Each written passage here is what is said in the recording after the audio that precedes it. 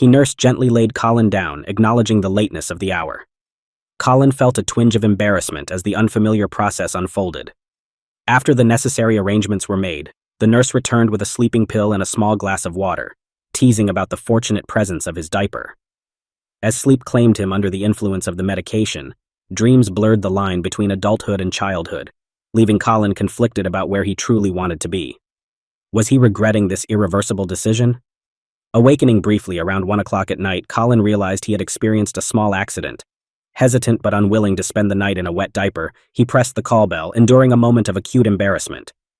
The nurse, discerning from his expression that something had transpired, queried him with a string of questions.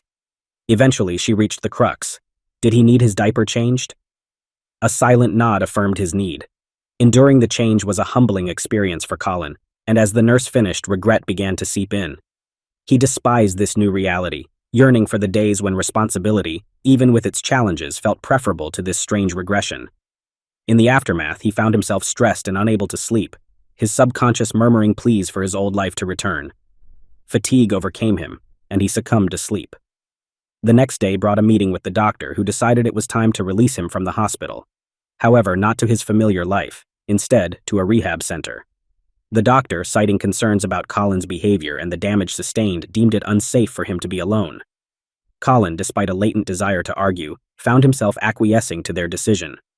Months passed at the rehab center, and though he fought against the encroaching childlike tendencies, Colin couldn't resist their pull.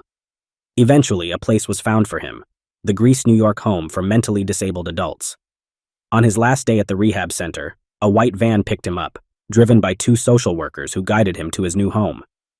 Upon arrival, a sign on the door proclaimed its purpose. The realization of the situation hit Colin, and he felt a weight of remorse for the decisions that led him here.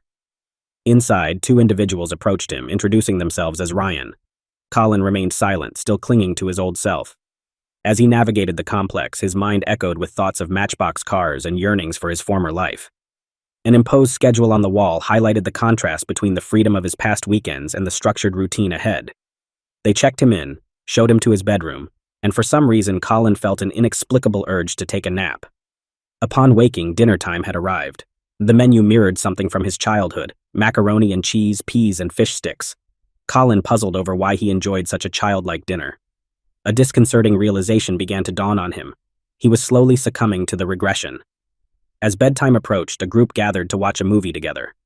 While others enjoyed the film, Colin wept silently, mourning the freedom and sophistication of his old life, now lost to him forever, with only one tear to betray his inner turmoil. Now Colin's life consisted of scheduled days, childlike meals, and activities that echoed the simplicity of youth. He remained caught between the worlds of adulthood and regression, yearning for the freedom he once had. In the quiet moments, he often found himself gazing at the calendar on the wall, the days blurring into a sequence of structured routines. In the end, Colin's story was one of unintended consequences, a cautionary tale about the irreversible nature of choices.